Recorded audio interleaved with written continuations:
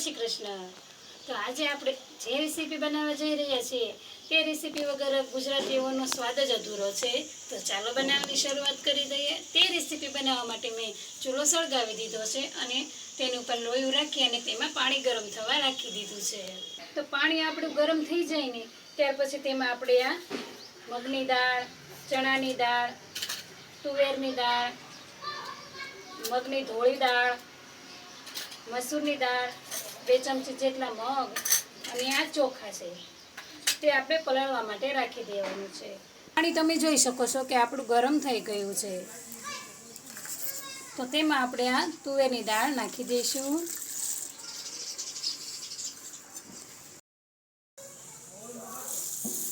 મગની દાળ, ધોળી મગની દાળ, ચણાની દાળ, મસૂરની દાળ, આખા મગ અને આ ચોખા છે। બધું આપણે મિક્સ કરી લેવાનું છે।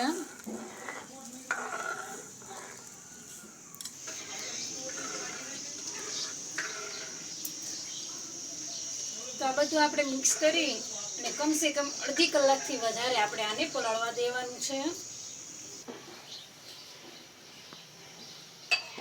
આપણે નીચે ઉતારી લીધું છે અને અડધી કલાક માટે એમને ઢાંકીને રહેવા દઈશું। તો ત્યાં સુધીમાં આપણે કઢીનો વઘારની તૈયારી કરી નાખીએ। કઢી બનાવવા માટે મેં અહીંયા એક તપેલી લીધી છે। તો તેમાં આપણે થોડી છાશ લઈ લઈશું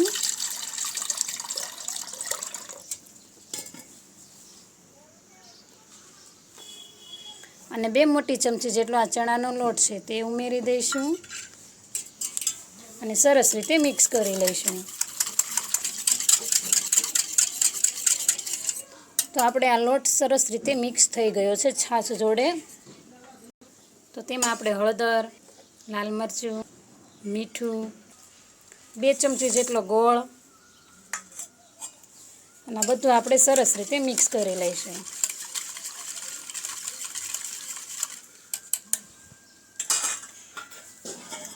અને હવે ફરીથી થોડી છાશ ઉમેરી દઈશું અને આ તપેલીને આપણે હવે સાઈડમાં રાખી દઈશું।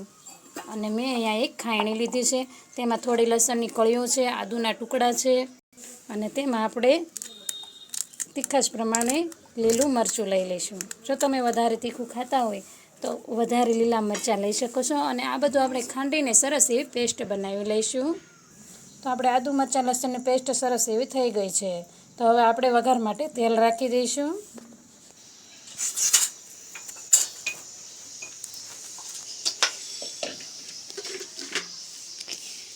તો આપણે અહીંયા ચૂલો સળગાવી દીધો છે અને તેની ઉપર આપણે આ માટીનું વાસણ રાખી દઈશું।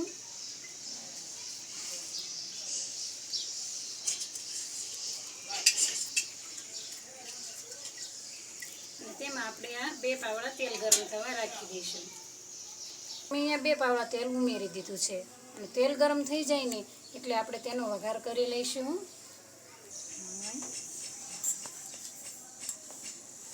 તેલ આપણું ગરમ થઈ ગયું છે તો તેમાં આપણે રાઈ નાખી દઈશું, જીરું, વઘાણી, સૂકી મેથી, આદુ મરચાં લસણની પેસ્ટ,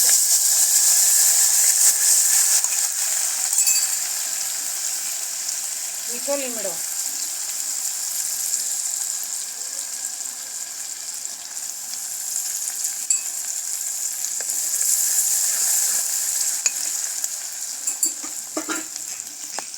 તેની સાથે સૂકું મરચું,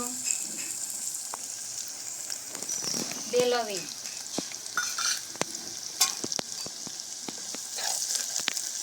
તો વઘાર આપણો સરસ રીતે થઈ ગયો છે। તો તેમાં આપણે આ છાશનું મિશ્રણ ઉમેરી દઈશું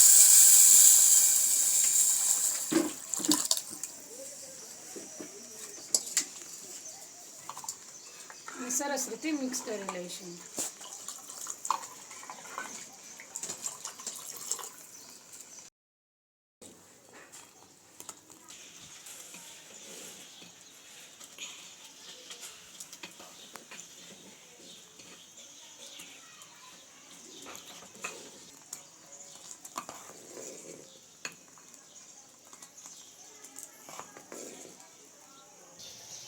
સરસ રીતે કઢી થઈ ગઈ છે. તો આ કઢીને આપણે નીચે ઉતારી લઈશું.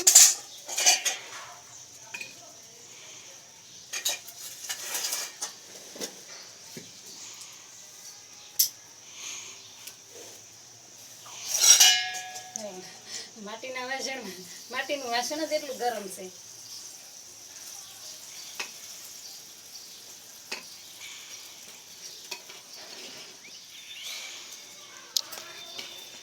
ગરમા ગરમ કઢી, ખીચડી અને ઠંડી ઠંડી છાશ અને સાથે બાજરીનો અથવા તો મકાઈના રોટલા મળી જાય ને તો આપણી કઢી સરસ રીતે બની ગઈ છે. તો આ કઢીમાં આપણે થોડા કાપેલા ધાણા નાખી દઈશું.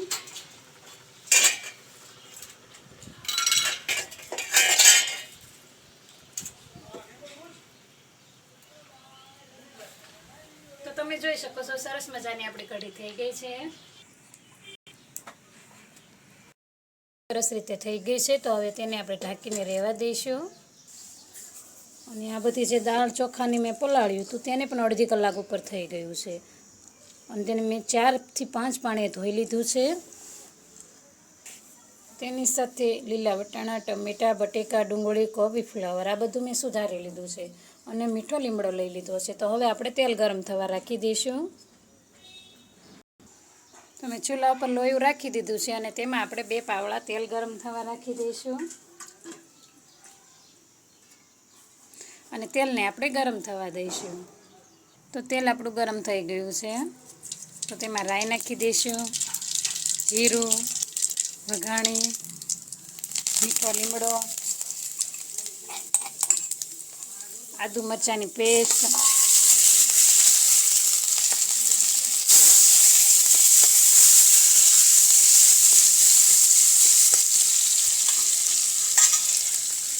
ડુંગળી ઉમેરી દીધી છે. અને તેની સાથે આપણે આ બટેકું છે 1 નંગ છે જે મેં કટિંગ કરીને લીધું છે.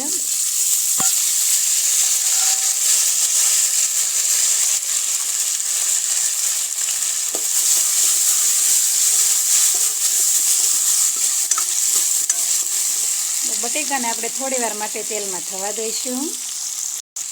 2 સૂકા મરચાંના ટુકડા, લીલા વટાણા, કોબી ને ફ્લાવર, ટમેટાં, સ્વાદ પ્રમાણે મીઠું ઉમેરી દઈશું. અને સરસ રીતે મિક્સ કરી લઈશું.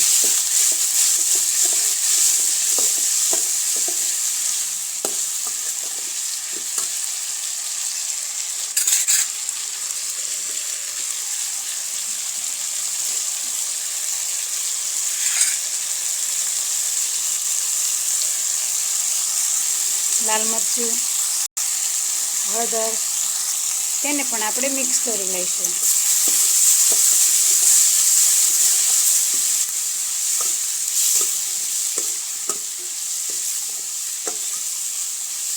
થોડી વાર માટે થવા દઈશું. અને હવે આપણે આ પલાળેલી જે ખીચડી છે મિક્સ કરેલી દાળ અને ચોખાને તે ઉમેરી દઈશું.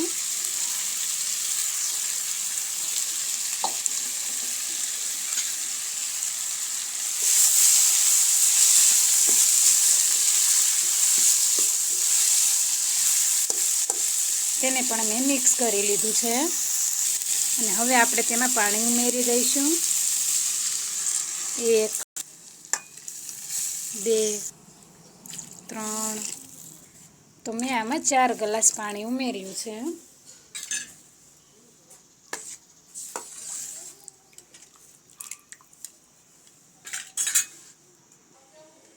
તો હવે ઢાંકણ ઢાંકી આપણે આને ધીમા તાપે ચડવા દઈશું.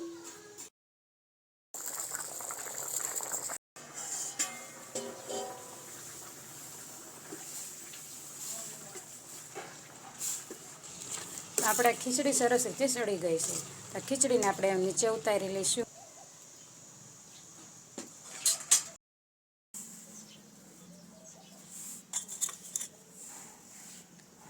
થોડા લીલા ધાણા નાખી દીધા છે. અને આ ગરમા ગરમ કઢી અને ખીચડીને આપણે સર્વ કરીશું.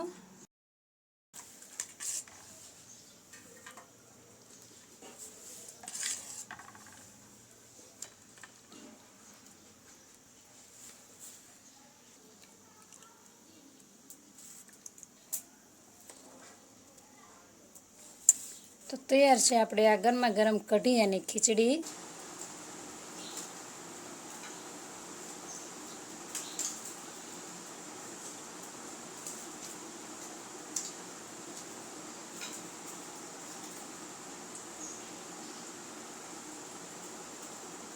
સરસ મજાનું આપણું આ કઢી ખીચડી તૈયાર છે. પણ હા, જો તમને મારો વિડીયો પસંદ આવે તો લાઈક, શેર અને સબસ્ક્રાઈબ કરવાનું ભૂલતા નહીં.